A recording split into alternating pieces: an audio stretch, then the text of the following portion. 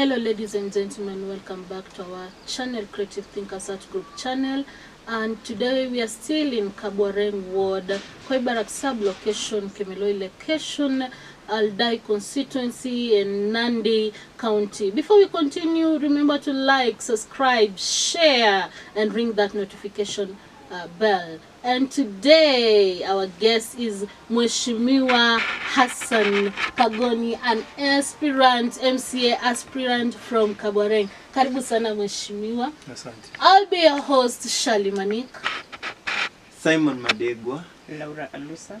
And to begin with, maybe Mheshimiwa, we'll use both languages, both English and Kiswahili, ili tukapate kuwafikia watu wengi ambao wanatoka sehemu hii ya Kabwareng. Remember, the main aim of this interview is to laugh, learn, share, make the right decision coming the voting day. Mheshimiwa, maybe utupe profile about you. Who is Hassan Kagoni? Anatoka wapi? Amelelewa wapi? Amekulia wapi? Karibu sana Mheshimiwa.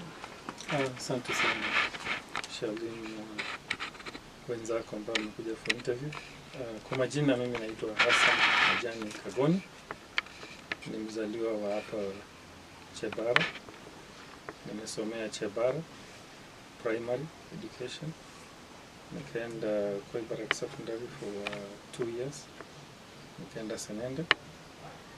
Baadaye nikaenda Nairobi University for 2 years before ni ongeze masomo in the United States of America. Asante sana. Amesema amelelewa hapa Kabwareng, kumaanisha kwamba anajua kilio chetu hapa kwa Kabwareng, anajua kilio cha akina mama, anajua kilio cha wazee, anajua kilio cha vijana hapa Kabwareng. Mwenzangu, Karibu sana Mheshimiwa. Ningependa kukuuliza hili swali. Ikiwa wewe kama mtu ambaye amelelewa hizi sehemu na unaelewa matatizo ya vijana katika jamii, haswa hapa Kabwareng ward, ni nini kile ambacho umepangilia kwa vijana haswa wakati utapata hichi kiti kama mwakilishi ward wa Kabwareng ward? Kwa sababu kwa mara mingi unapata ni vijana ambao wamejihusisha katika visa tofauti, wengine wameacha shule, wengine hawana kazi. Yaani kwa hii sekta ya vijana imekumbwa na matatizo mingi. Sasa ikiwa utapata Agosti hichi kiti cha kuwa mwakilishi wadi wa Kabwareng, ni vipi utasaidia hawa vijana wa Kabwareng wadi? Asante sana. Unajua kusema vijana na mwenyewe umesema iko categories mingi sana. Na youth ambao ni vijana wanatoka from 18 to about 35 years. Na hapo ndani kuna wasomi ambao wamemaliza shule, wamemaliza university, wako na degrees na wako nyumbani. Na wamemaliza form 4, hawakupita vizuri wakaenda university lakini wakabaki nyumbani tu. Kuna wengine wamejihusisha na bodaboda. Kuna wengine au kazi yao ni wako na talanta, labda ya kucheza mpira, labda ya kuigiza, labda ya kukimbia, wako na talanta fulani lakini hawajapata outlet. Alafu kuna wengine ambao hawakuweza kusoma, labda kwa sababu ya ukosefu wa karo ama wenyewe tu walikuwa wanaweza shule. Sio kila mtu wako na uwerevu sawa. Sasa kwa sekta ya vijana ni ambayo iko complicated lakini inaweza suluhisha. Shida kubwa ya vijana ni employment. Wanaweza kupata kipato vipi? Ukipata vijana wote shida yao tu ni kuweza kupata kipato vipi na ikuwe sustainable. Sustainable sio unaenda kibarua leo, kesho hakuna kibarua. Hiyo kila siku, yani ina change kila siku. Kwa sababu tunaishi in a changing environment. Kwa sisi kwanza kwa vijana wa bodaboda, tungependa vile na serikali imeanza sasa hivi wenyewe wajiandikisha waingie kwa sako na wao wanachanga pesa. Kama MCA unaweza ingia kwa hiyo sako wenyewe, kama wameandika watu wenyewe wanajifanyia hiyo kazi wenyewe. Wanaweza pata mtu ambaye amefanya accounting kidogo, wamwandike, wanamwajiri kwa hiyo sako yao. Kwa sababu wana contribute kila siku. Wewe unakuja una boost as the MCA.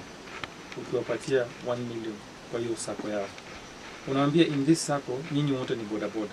Lakini kwa hiyo bodaboda kuna wenye wamesoma ndani, kuna wenye hawajasoma ndani, kuna mwenye ni dereva ndani, kuna mwenye learn even computer skill, lakini kwa sababu hana uwezo wa kupata njia yote, unamwandika kwa hiyo sacco. Kazi yao ni ku develop that sacco. What is the sacco going to do? Kwa kwanza utapata kama saa hizi watu wa bodaboda, mtu akitaka bodaboda anasema mwache shule na anaambia baba acha nipatie 15,000 niende kuchukua pikipiki. Alafu kila mwezi, kila siku analipa 450 ama 420 per day. Ukipiga hesabu ya haraka haraka inakuja karibu 280,000 by the time mtu anamaliza kulipa hiyo pesa. Hiyo si bei ya pikipiki. Kweli. Hiyo si bei ya pikipiki, unapata amelipa pesa mingi sana. Sasa ukifungulia hao sako wenyewe wanaweza ona wacha tununue kitu kama Has. We control. Kwa sababu hii ni Kabwareng sako ya bodaboda, wenyewe wana Iran. Wenyewe wanatengeneza hizo pesa na inakuja back to the sako. Kesho mwingine atasema mimi nimeshindwa kuishi nyumbani nataka kununua plot. Wacha niombe kwa hii sako, wacha ninunue shamba mahali, nitokee kwa boma. Kwa sababu nyinyi watu wa hiyo sako wanamjua. Akipatwa na matanga haumuitishi pesa. Akipatwa na ugonjwa, bibi yake labda ni mgonjwa, haumuitishi. Kwa sababu wanamjua hawezi toroka. Kuliko saa hii hizi vitu wenye wanachukua kwa bodaboda, kila siku hawataki kujua kama wewe ni mgonjwa, wewe si mgonjwa, lazima utoe pesa. Kuna youth ambao wako talented sana, lakini opportunity hawapati. Kama vijana wetu wanachezanga mpira hapo, unasikia tutengeneze tournament. Watengeneza tournament wanaishia hapo. Tuko na marafiki wako na timu zao huko nje. Unaweza wapeleka huko practice, hata nimejaribu kuambia. Kama unaona huko kweli wewe unaweza cheza mpira, waje tukupeleke kwa Kamega Homeboys, ufanye training nao during their training week. Waone kama uko na talent na udevelop your talent. Sasa unatafuta tu scouts wanakuja around and you pick a couple wenye wanaweza enda kucheza huko ndani. What will it do? Itamotivate wale wengine pia wenye wako na talent. Kwa sababu kuna watu wanacheza mpira na wanalipa milioni. Kuna watu wanacheza mpira na wanalipa a lot of money. Mbona hizo talent zisitoke Kabwareng? Kuna waigizaji lakini opportunities hakuna. Kuna small TV stations zimetokea, Citizen imefungua TV stations all over the place. Lakini employment opportunities zinakuwa less. Sasa sisi tunataka kupata hao scouts tuwalete, tuambie ona hizi clips za hao watu wenye wanaigiza. What can you do for them? Na hii yote sio ati mimi peke yako niko na answers zote. Kuna watu hapa Kabwareng wako na akili mingi hata kuniliko mimi. Tukiungana na hao wote tusaidiane pamoja, hii problem tunaweza resolve. Mambo ya crime iko ndani. Lakini crime is only created kwa sababu watu hawana hali pa kupata upato. Mtu amelala njaa leo, amelala njaa kesho, anakuja anakuibia wewe mahindi yako. Na watu wa hizi siku hizi unapigwa tu unakufa. Kweli. Best thing we can do. Na hapa sisi tumewaambia. Hizi soko zetu ndogo ndogo yenye tuko na soko Mjinga, tuko na Legemet, tuko hata na Chebara, tuko na Koibara. Sasa walikuwa wamefungua hapo soko wakatoa. Ukikubali hizi centers zetu zote tuitengeneze zikuwe soko governed by the county government. It does three things. Ita employ vijana hapo wakate ticket. Ita employ vijana hapo wakufagia hiyo soko. Uta employ watu hapo wakuwa hata tu watchman wa hiyo soko. Na watu watakuwa wanatoka Cheptul, badala ya wewe mzazi unabeba vitu kutoka huko mpaka Cheptul, wenyewe wanakuja kuichukua. Like soko Mjinga unaweza tengeneza hapo soko of Tuesday and Thursday. Watu wanaleta vitu yao hapo, unaandika vijana hapo kazi. Huko Koibarak nimewaambia Mungu akipenda tukue kiongozi wa Kabwareng. Mimi nilikuwa hapo nje na tuko na wahisani ambao tunaweza lete kwa sababu wako na mawe mingi hapo. We can start a quarry there. That quarry brings an employment opportunity apart from the government. Kwa hivyo kuna opportunities mingi zinakuja tukikaa na watu chini who are able to think, to create. Na hii quarry, how do you open a quarry? Unachukua public participation. Sababu hizi mawe ziko kwa shamba za watu. Huwezi enda ambia tu Shalini wewe nataka utoe kwa shamba nipatie hizi mawe. No. Labda those mawe are sentimental value for them. Mtu hataki itoke kwa hata anashindwa kuingia kwa boma, lakini anakuambia wachana na mawe zangu. Na kuna wengine wanasema give me an opportunity, kama hizi mawe zinaweza toka, tukae chini tuone hizi mawe what of benefit does it have to the society na wewe mwenyewe. Wengine watasema wewe chukua mawe unawachie shamba. So there's a lot of public participation tutafanya na watu wa Koibaraku. tuongee nao, tutakuja kufanya financial assessment, NEMA itakuja itafanya environmental assessment. Sio si kitu ya kuamuka tu na kuja kuamsha watu na wakilisha, no. Lakini if that is feasible, kama shamba inaweza patikana ya kuja kutengeneza, mambo ya kutengeneza barabara haitakuwa shida, mambo ya employment haitakuwa shida. Hizi mambo yote ya youth tutakuwa tumesolve 90% of the time because we have a factory that can employ these individuals. Asante sana. Anasema kwamba employment to the youth is started under his leadership. Sijui Laura mwenzangu na swali kwa mheshimiwa. Swali langu la kwanza kwa mheshimiwa, I want you to tell us what has inspired you to vie for this MCA seat in this Kabwareng ward. And the second question is, what are you planning after the people of Kabwareng have elected you? My inspiration just comes from because I was born and raised here, went to school here, went outside the country 10 years, came back, and nothing has changed. Everywhere else you go, if you go to Kiamba ward, things are, economic activity is growing. Kabwareng is just still the same. The only development we know in Kabwareng is roads, and we only grade 2 roads, the one in from Sasa to Kapkeben, and then there's another one in Chebara, Chemong to Sigong. Those are the only development we see, and that's the development people want. But my inspiration actually came from there. Now, even though it was inspired, Sisi, nikasema no, how can you help?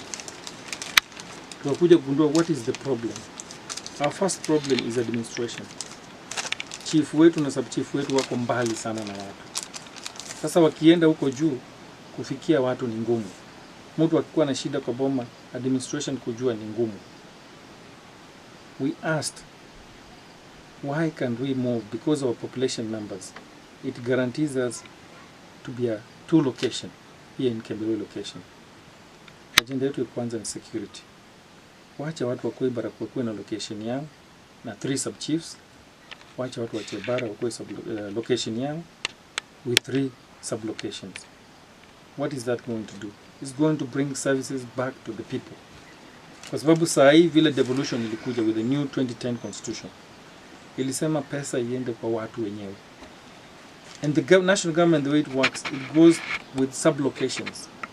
Sasa kama sisi, our population is 18,000, from Gagubudu or Legemet to Saosi to Koitabu. That's 1 location. Our friends wako 6,000 na wako na 3 sub-locations. We don't get the same value for our money. So we have a lot of population getting the smallest amount of money from the devolution, because they go with sub-location. They just ask you, how many sub-locations do you have? And for us, we have 2. 1 location. Sasa unapata pesa inakuja kwa location yetu ni mbaya zaidi, iko very low. So first thing, we ask the national government to reconsider Kabwareng location and divide it into 2 locations, so that we get 2 chiefs and 3 sub-chiefs or 4 sub-chiefs in Koibarak, because it's big, and then Chebara becomes a location with 3 sub-chiefs, so that that money that the national government gives to the administration is easily accessible to the people. Mtu akikuwa na shida anaweza fikia sub-chief haraka. Mtu akikuwa na shida anaweza fikia sub-chief haraka. So for example, if a sub-chief in Koibarak right now ni mgonjwa, you have to come to Chebara upate chief, because now we are 1 chief and 1 sub-chief right now as we speak. Sasa mtu ametoka Saosi anakuja huku, anakuja kutafuta penye chief kwa sub-chief, kumpata ni ngumu na anahitaji services. So our first agenda is security. And security, we have to work with the national government by at least devolving this function because of the devolution, which allows that. Secondly, all development that is done in the world, let's create. We have people here who have ideas, but they don't know where to share their ideas. These development committees of the people, if you go to the county and they give you 15 million for infrastructure, mimi kama mimi peke yangu naweza sema wacha nilime hii barabara ya kutoka hapa mpaka hapa. Lakini kama kuna development committee ya wazee, some scholars, walimu wako ndani na youth wako ndani, nawaambia I have 15 million for infrastructure. What is your priority? Mimi naweza ona ni barabara. Utasikia mtu mwingine ataniambia no, wacha tulete polytechnic here because in Kabwareng and Chebara hatuna polytechnic yote. Where do our children go to school?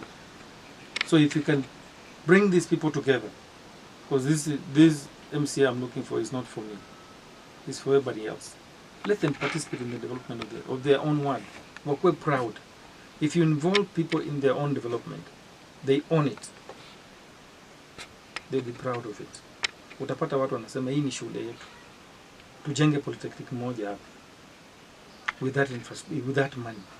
So you can't just be given money as the MCA for your ward development and you do it by yourself because you've been elected. No, I want to involve all stakeholders. I want to involve the youth. I want to involve the elderly. I want to involve the people who have gone to school, the employed, so that everybody in the community feels that devolution is working for him. And this devolution is what is going to help us. Kwa sababu watu wengine wako wanasema pesa inaenda mashinani, lakini sisi huku hatuoni hizo pesa mashinani. How can we distribute it? Same thing with bursaries. When they bring money for us in Kabwareng ward, we have 2 locations, Bonjoge location, Kemeloi location. Kemeloi location with a population of 18,000. If you ask the children who are in school, tunakuja karibu 40,000. Bonjoge a population of 4,000, Kiadu wengine wanapika 6,000. Wanapata 1 million, Kemeloi location wanapata 1 million. Chebara and Kabwareng wanapata 1 million. Bonjoge wote peke yao wanapata 1 million. What is that? Where is the fairness in that? We are so many, yet we receive so little. That is our biggest problem. Ya mwisho ni health. Our health in Kabwareng, and you realize I only have 3 agendas. Our health in Kabwareng is just in the deplorable state.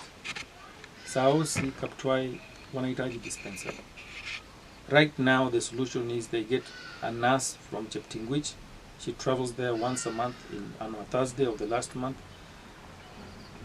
Aende kwa kanisa, akae hapo ndani na thermometer, aseme kujeni wapime kama nyinyi wagonjwa.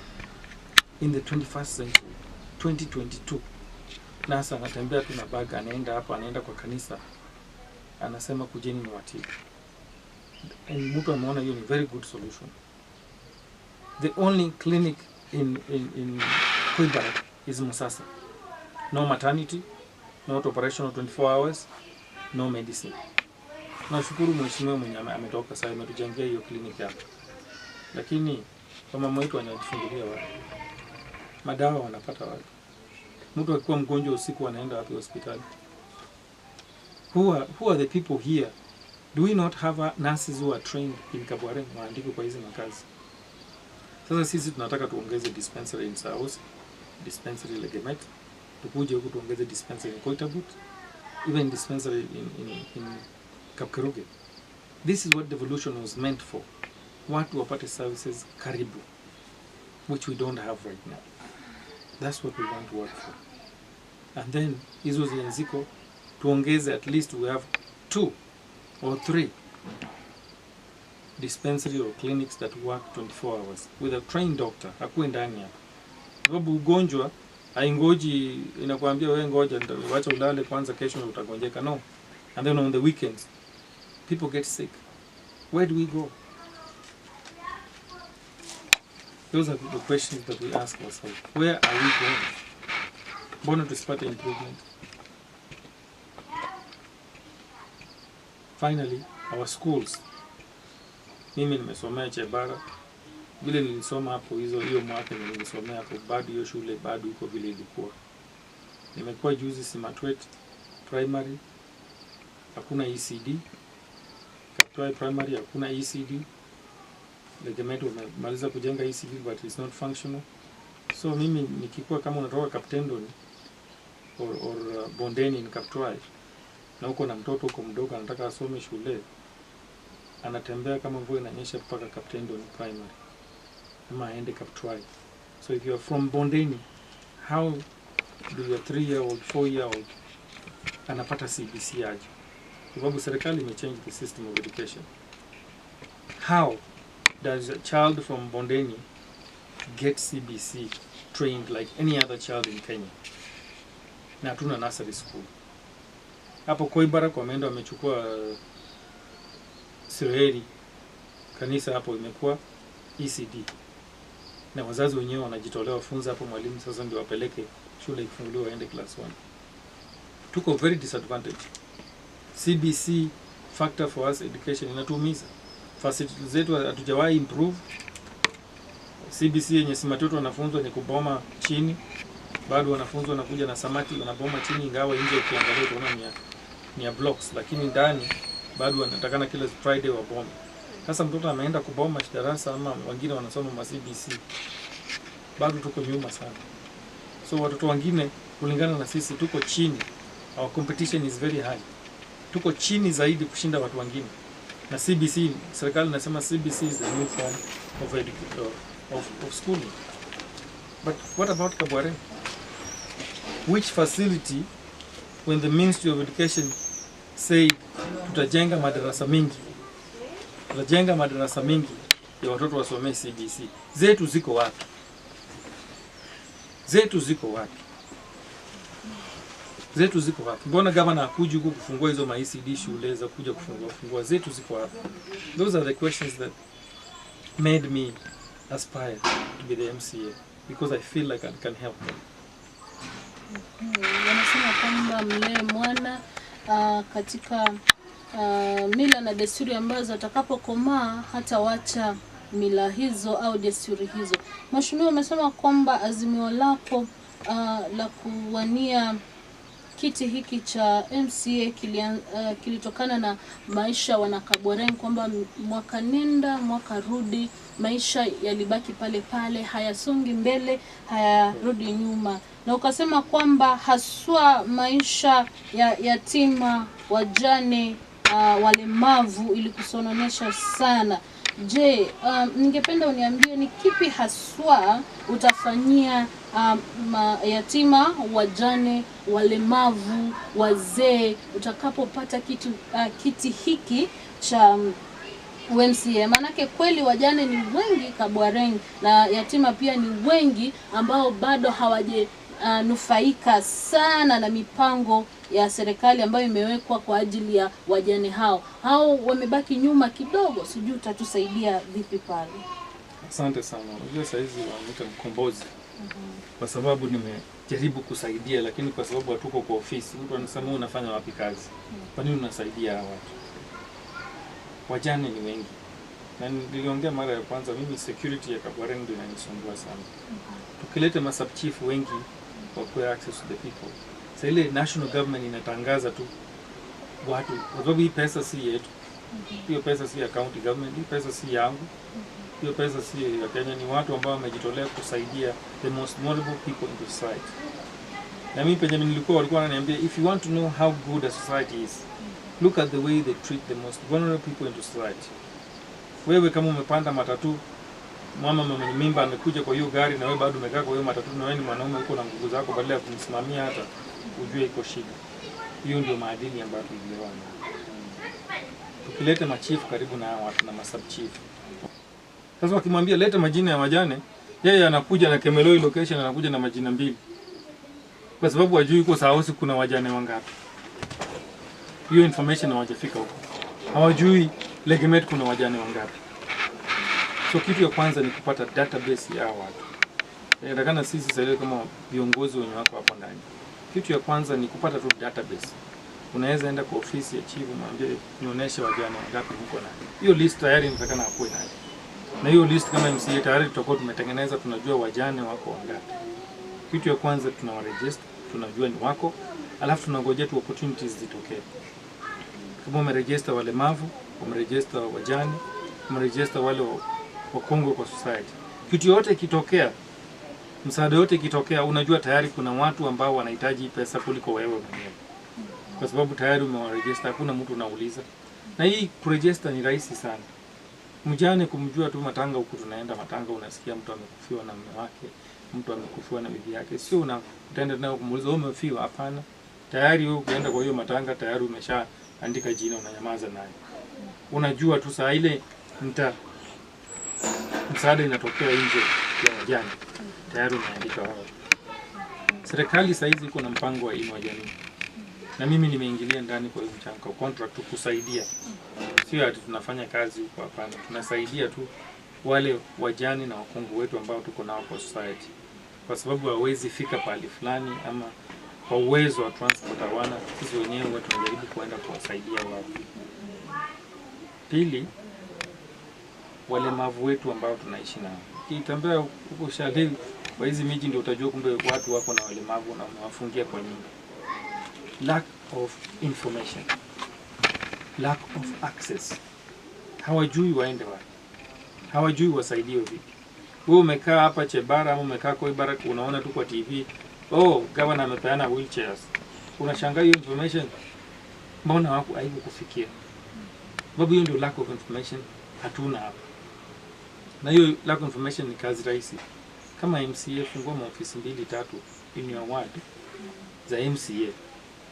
Watu waende hapo kuuliza information na unawapea information.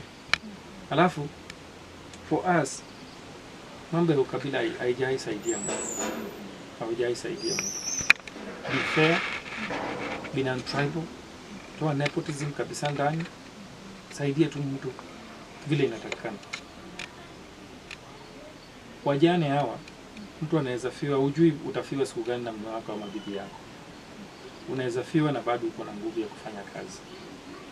Kuna miradi ya wanawake, kuna miradi ya youth, wengine wanafiwa na bado yeye ni youth, sababu uko mpaka 35. So ina depend huyo mjane ako miaka ngapi. Unaweza pata mjane bado wako na watoto wadogo na ako 35 years. Unamwandika kwa inua jamii, unamfungulia biashara ama unampeleka training kwa hiyo polytechnic ile mtoko mmefungua hapo. Ajifunze hata kushona. Ajifunze kushuka. Kwa hiyo Ibara kutatembea yote, hakuna watu wanaenda saluni, utapata watu kila mtu anataka kwenda saluni chetu kwa sababu hakuna saluni kwa Kabwareng ward. Sasa unaangalia the age of your mjane. Kama bado anaweza enda kupata training kidogo, peleka polytechnic.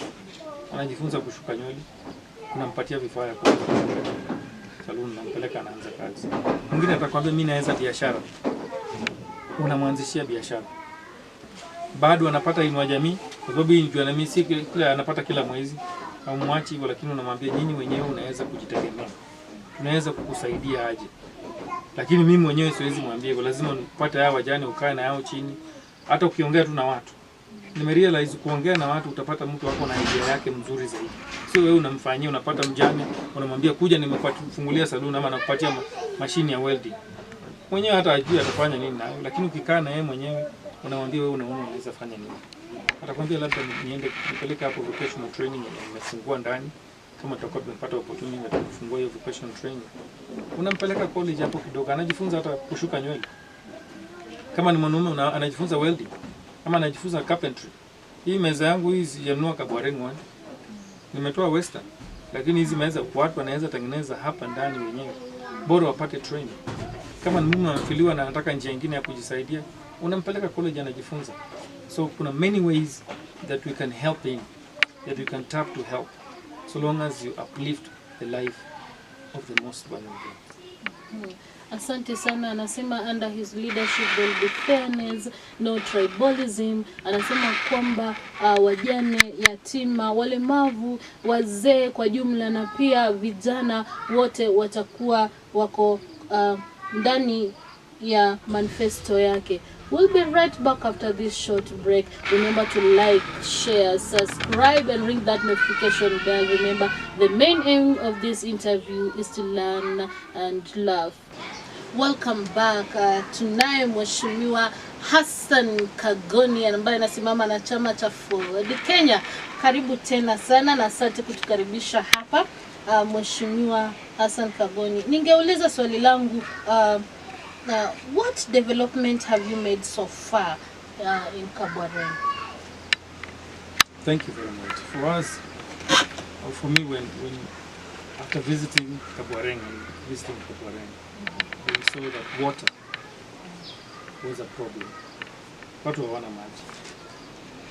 Sasa kitu ilifanya kitu ya kwanza, for the first time in Kabwareng tulitengenezea wamama maji mitoni. Yani ndio wanaweza unaweka kibuyu yako maji na kuja kuingia ndani. Badala ya kuenda hapo ndani, ng'ombe inakunywa ndani, wewe unakunywa ndani, mtu anachotea huko, anachotea huko. Sasa tumerahisishia, tumejaribu vile tunaweza. Tuko kwa ofisi yote. Tumetengeneza sana elegant sana sauti kwa ibara kutoka kwetu. Hiyo ndio kitu ya kwanza tuliotengenezea, yani wapate maji safi. Tuliona wacha tuwazuie kwa sababu hatuna maclinics zinafanya kazi vizuri. Tunapunguza typhoid, diarrhea, ugonjwa mingi. Kuwa na maji safi, afya bora. Tukakuja tukaona watu wa bodaboda, tukaona msele mvua inanyesha hawana pale pa kujikinga. So for the first time in Kabwareng tukatengeneza bodaboda sheds. Lakini hizi bodaboda sheds ndio wakundua kumbe hata wamama wasele wanapeleka watoto clinic hawana pale pa kujikinga, sasa wanatumia hiyo bodaboda sheds.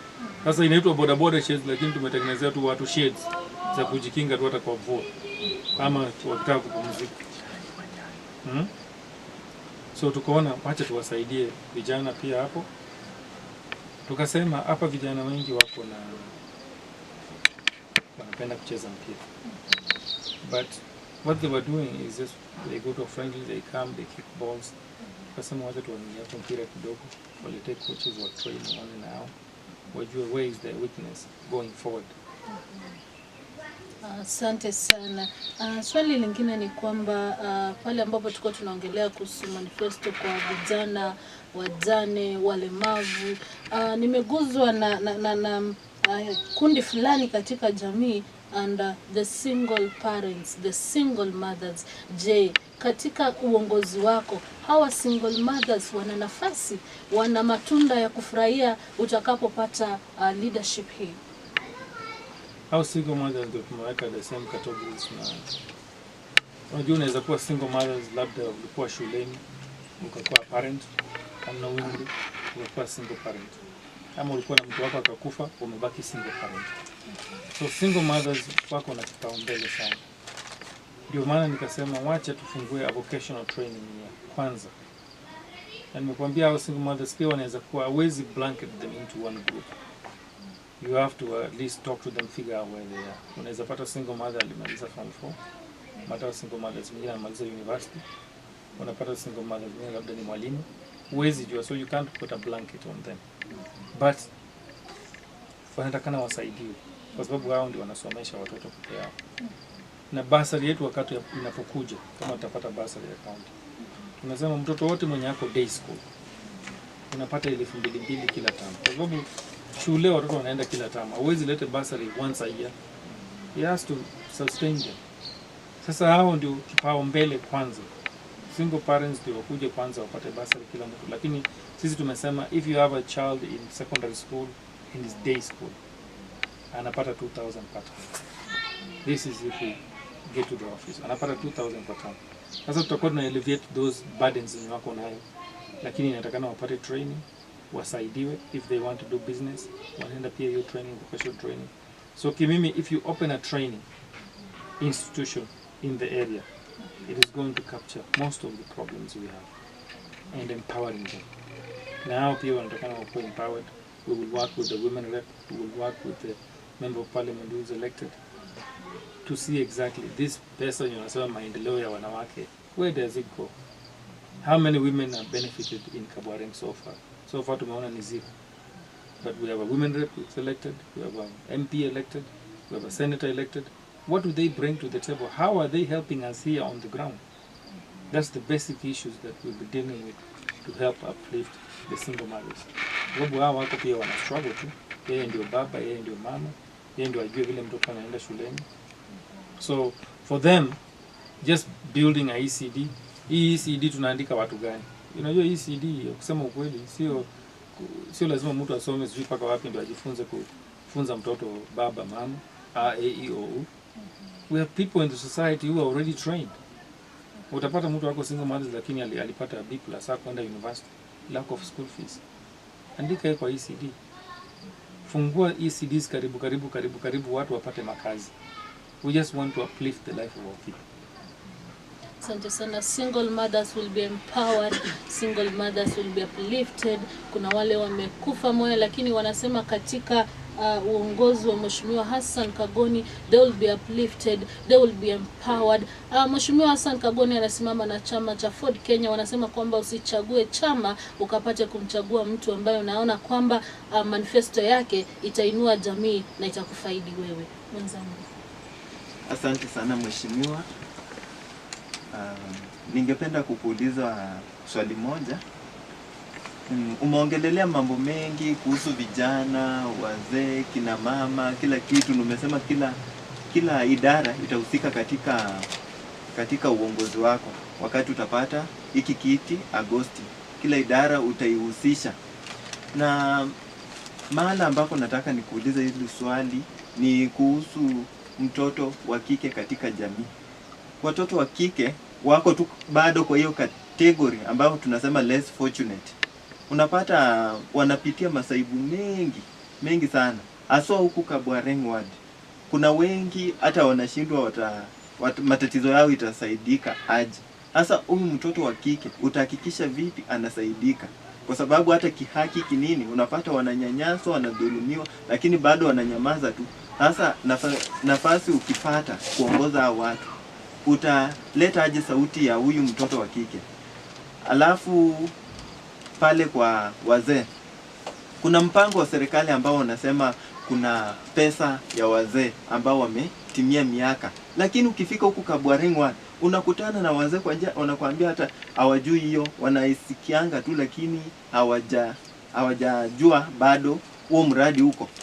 Sasa utasaidia aje hao wazee ambao wanafaa wafaidike na huo mradi wa serikali wa pesa za wazee? Mheshimiwa. Asante sana kwa swali lako. Unajua saa hii dunia mzima huwa wana worry about girl child. Lakini sisi tuko na logistical issues zinatuhampa kabisa mpaka watoto wenyewe hawana voice. Na ndio nilianza na kusema our national government, national security sector, watukubalie tu, na hiyo ndio tutakuwa tuna petition kitu ya kwanza. Wacha tulete sub chiefs and chief closer to the people. And we make sure they have officers that work. Make sure officers that work. Chief ambaye anajua watu, chief ambaye mtoto anaweza kumsimamisha kwa barabara amuongeleshe, sub chief ambaye mtoto anaweza muongelesha, shule inaweza kumfikia. Hapana uko na sub chief mmoja mtoto ameumia sasa Kabwareng. By the time unakuja kupata chief, unaona watu wana prefer kwenda Kabwareng. It is easier yet we are in the same location. So first thing is the logistical challenges. Ukiangalia tu shida yetu zaidi ni logistical challenges. Ukipata chief karibu na watu, sub chiefs karibu na watu ambao ni watu unawajua. Wewe umekaa hapa unaona mtu mwenye unasoma yeye ndio sub chief. Unaweza mpigia simu saa yote anakuambia nini mbaya, anakuapproach. So issues that girl child, we need to work with the national government. And we are begging them we're asking them to give us the same rights they're giving other Kenyans. Watufungulia ofisi, kuna ofisi ya wanawake na watoto kwa police station zote. Lakini ukienda kwa ofisi zetu za police station hapa hutaona hizo ofisi. So we have these offices, but for us we have not implemented. Shida yetu ni kuimplement. Kama unajua yenye unataka kufanya, ni rahisi kufanya.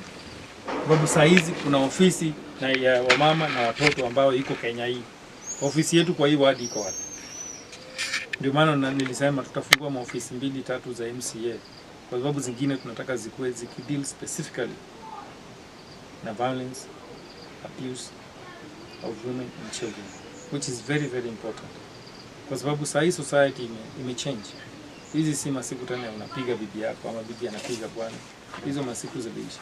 Ama masiku za raping bado zinafanyika. But we have to take care of our own. Yeah. Sisi wenyewe kama wakaaji wa Kabwareng, we have to love Kabwareng. We have to embrace everyone. Huwezi tu sema hii imefanyika, wewe kama wewe jirani umeona kitu kimetendea mtoto jirani na hutaki kusema, itakufanyikia pia wewe. So we have to make our people love Kabwareng ward. Tuungane, tukue kitu kimoja, tujue mtoto wa jirani ni mtoto wako. Ukiona wa jirani anaumia, pia wewe sikia uchungu hiyo. Lakini hii access ikuwe karibu na watu. So access to information, access to offices, Hiyo ofisi ya wanawake na watoto hata mimi sijaiona huko. Na nimetembea huko sijawahi iona. Hakuna, sijawahi iona mahali popote. Finally, social worker wetu wa hapa tumelele kesho. Ni nani? Wewe unamjua? Hata mimi simjui. But we have to have a social worker here. Ndio kazi yake kufuatilia hiyo shida za watoto na wamama. Lakini there is somebody being paid under the national government through the county government. Ndio maana nimesema sisi shida yetu ni access to information, access of knowledge to know what to do. Tukifungua hizo ofisi za wanawake na wamama, tuandike social worker hapo ndani mwenye ana deal specifically na wanawake na wamama, tayari umeimprove hawa watu. Na kila kitu ikitokea kwa national government yeye tayari anapata information. So we avoid the middleman. We want to avoid the middleman. We want to operate like a ward standing on by itself under the county government. Sio unaenda toka hapa enda kwanza kwa county nyingine uulize vile wanafanya. Mtu anatoka Kemeloi ward anapata hapo Shamahoho police station anaitisha usaidizi. Na unamwambia huko ni nani. Ukitoka hapo unaambiwa the next place wewe enda Kabujoi. Karibuni tena kwa channel yetu ya The Creative Thinkers Art. Usiache mbachao kwa mswala upitao.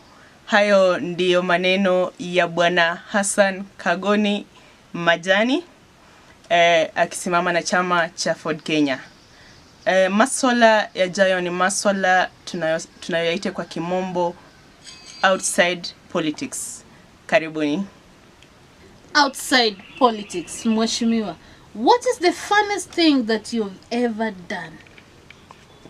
Funnest thing for politics or fun? Just anything fun you have ever done in your life. I know you're a very funny, cheeky person. You're a very cheeky person. What is this funnest thing you've ever done? Funnest thing that I've ever done? For me, I love jumping out of planes. Parachuting. Oh, jumping out of planes. Yes. Parachuting. I've never tried that because I've never boarded a plane. But I hope it is. I think it is fun. It's adrenaline. It's heavy adrenaline, and just there's somewhere you reach where you're just by yourself, and there's a possibility of dying the next day. You're not scary. It's very fun. It's very fun. Fun but scary. Which occasion has ever been so emotional to your life? Either a good feeling or a bad feeling, so emotional to your life? Emotional feeling. Emotional feeling was when I had my first daughter. I'm married with 3 children. And my first child, I never thought I would have a child one day.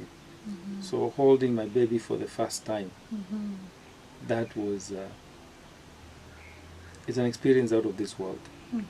You're trying to imagine how did I bring someone in this world. But I know everybody does it. Right? I know this is the process. But for me, that was very emotional, very touching.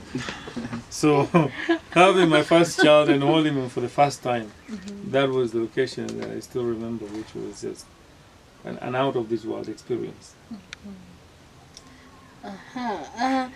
If you wrote a book about your life, how would you title it? And why would you title it that way? If I wrote a book about my life, what will I title it? And why would I title it that way? If I wrote a book about my life, it'd be called Living. Living.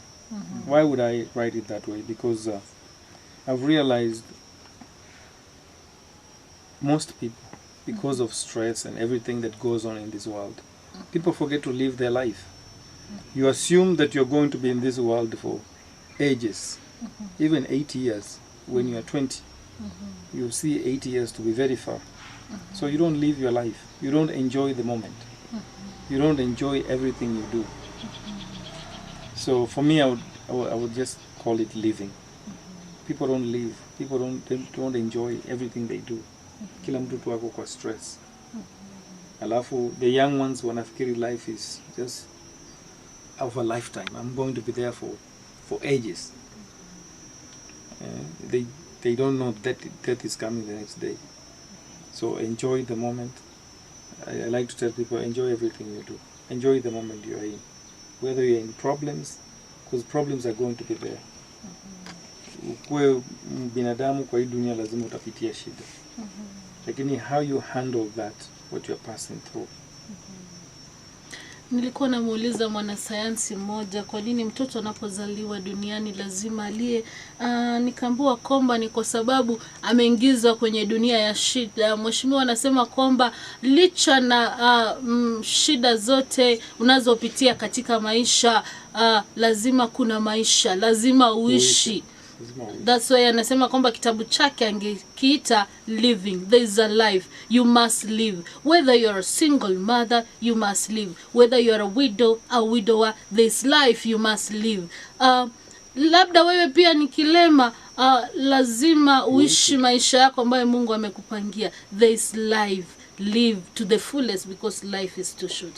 Mheshimiwa, labda ukitazama hiyo kamera na kupa fursa ya kuongea na wana Kabwareng, uambie jambo kifupi tu. Wana Kabwareng, mimi ni kijana yenu. Na mimi sina uwezo wowote. Uwezo wangu ni kutegemea Mungu na kutegemea nyinyi. Naomba watu wetu tuungane kwa pamoja. Tuchague kiongozi ambaye atatufaa. Kiongozi ambaye atajali kila mtu. Ukabila yote hakuna kitu inasaidia mtu yoyote. Hata ukipanda gari hapo unaenda Nairobi, wewe ni Mnandi ama wewe ni Muluya, hautaongea Kiluya kwa gari. Mpaka sasa utafika Nairobi upate watu wako. Kama wewe ni Mnandi umepotea direction, hauulizi direction kwa Kinandi na uko Nairobi, unauliza kwa Kiswahili. Kwa sababu kabila yako, kama mtu amesoma zaidi na hiyo masomo yake bado yeye ni mkabila, bado yeye ni mchochezi, hakuna kitu imemsaidia. Kwa hivyo watu wa Kabwareng tuungane pamoja, tuangalie maendeleo yetu ya Kabwareng na tuanze kujali watu wetu. Mimi kama Hassan Majani Kagoni ninaomba wakaaji wa Kabwareng wanipatie kura mwezi wa 8 tarehe 9, na mimi nitawafanyia kazi. Hiyo ndio promise mimi napeana, nitawafanyia kazi. Kwa hayo wacha niungane na watangazaji wa siku ya leo kusema live life, laugh and learn. Live, laugh and learn. Asante sana. Anasema live, laugh and learn. Anasema kwamba anaomba kura yenu na kwamba anaahidi ya kwamba atatendea wana Kabwareng kazi. Anasimama na chama cha Ford Kenya, kama tulivyosema kwamba usichague chama, mchague mtu ambaye unaona kwamba manifesto yake itakufaidi wewe. Anasema kwamba katika Kabwareng tuungane, tusiangalie kabila hili na lile. Umekuwa nasi watangazaji wako Simon Madegwa, Laura Alusa na Mishali Manik. Nasema kwamba laugh, learn, share this and remember to subscribe. Until next time, bye.